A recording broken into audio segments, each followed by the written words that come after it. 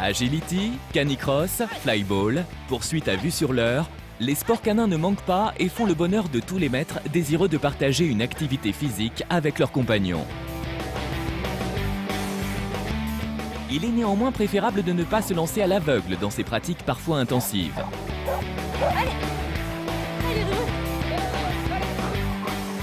Pour nous éclairer sur le sujet, nous avons fait appel au professeur Grandjean qui dirige l'unité de médecine de l'élevage et du sport à l'école vétérinaire d'Alfort en région parisienne. L'activité physique, c'est un moyen pour le chien de décharger ce qu'il pourrait avoir comme agressivité, quoi. Donc, est-ce que c'est quelque chose qui concerne toutes les typologies de chiens? Oui, la réponse est oui. Je crois qu'il y a tellement de disciplines qui existent maintenant et qui sont excessivement ludiques pour le maître et ludiques pour le chien, que je ne vois pas de limitante. Moi, je préfère voir un petit York ou un petit Pinscher qui pratique régulièrement quelque chose d'un peu sportif, avec ou sans son maître d'ailleurs, plutôt que de le savoir rester sur le canapé toute la journée tout seul à la maison. Avec ses 9000 licenciés, l'agility est le sport canin le plus développé en France.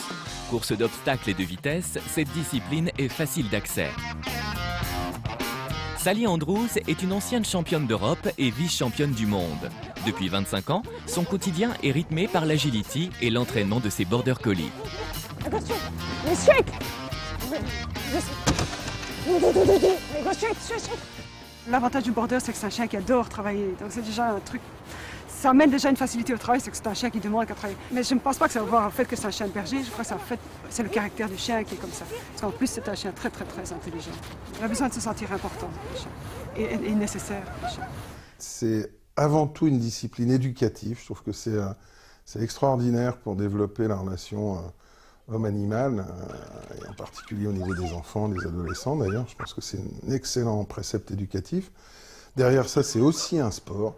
On a du mal à s'en convaincre, mais on voit apparaître quand même un certain nombre de chiens avec des problèmes, en particulier des problèmes de dos, des problèmes musculaires. C'est vraiment une discipline sportive pour le propriétaire. Et si la discipline est ouverte à tous, sachez que les chiens à museau court comme les bulldogs supportent moins bien l'exercice physique. Il faudra donc les ménager pour éviter l'accident cardiaque.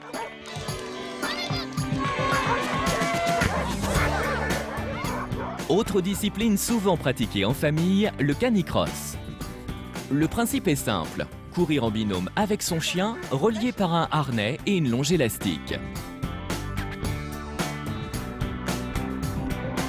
Ce sport se pratique également à VTT, une déclinaison réservée aux races particulièrement endurantes comme les huskies, les bracks ou les greyhounds.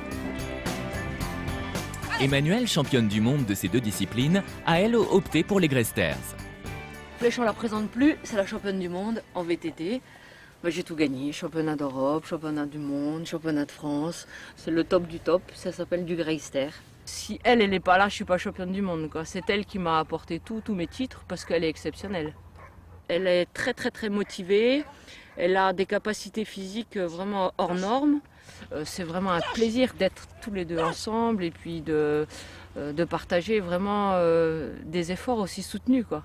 En canicross ou en cani-VTT, c'est l'homme qui est la limite, hein, essentiellement, parce que le chien potentiellement peut aller beaucoup plus vite et le faire beaucoup plus longtemps que l'homme. Encore faut-il qu'il soit entraîné. Quand un humain dit qu'il fait du sport parce qu'il fait un jogging une fois par semaine, en fait, il fait plus de mal que de bien à son organisme, hein. Donc, s'il veut s'entraîner convenablement, il faut qu'il le fasse 3-4 fois par semaine. Et pour le chien, c'est exactement la même chose.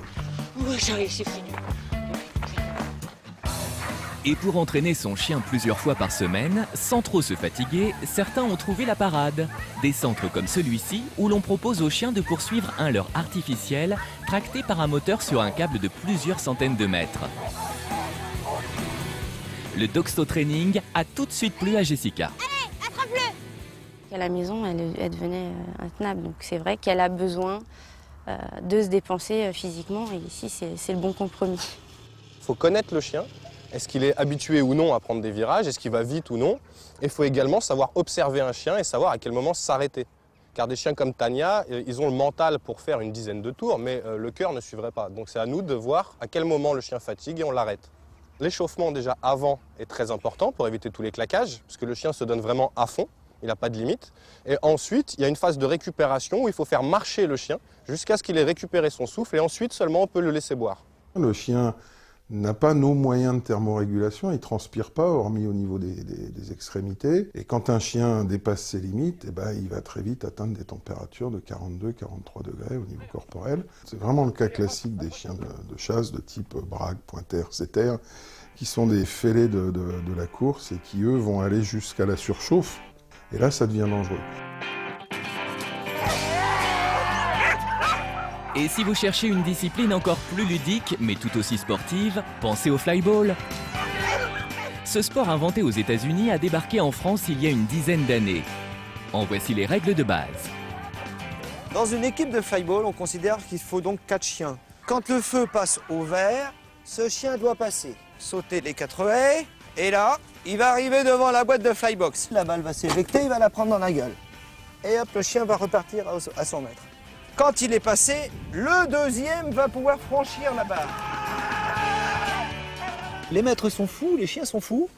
Les maîtres sont fous des chiens et les chiens fous des balles. Donc en fait, eh ben, on est tous fous et c'est parfait, il faut rester comme ça.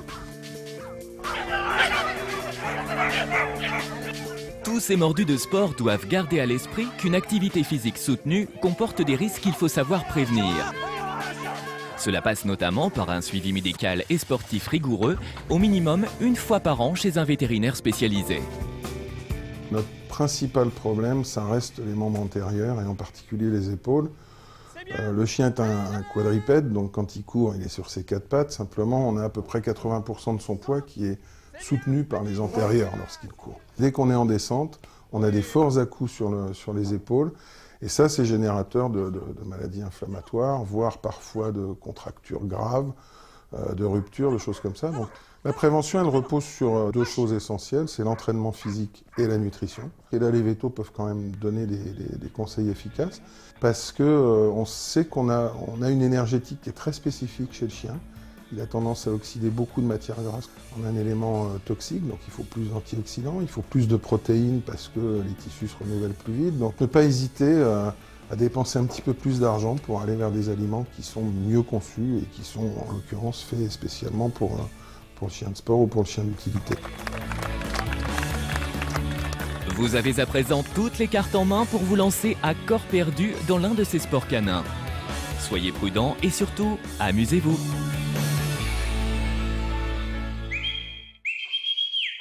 La semaine prochaine, nous ferons escale en Afrique du Sud à la rencontre de Damien. Ce Français a créé un sanctuaire pour préserver guépards, éléphants et rhinocéros. Et pour la sauvegarde de ses protégés, Damien a recours à des méthodes très astucieuses. Bon week-end à tous! Les Grands du Rire, c'est des sketchs. Mais non, mais les Grands du Rire, c'est... Les Grands du Rire, tout de suite sur France 3. Mais non, les Grands du Rire, c'est énorme.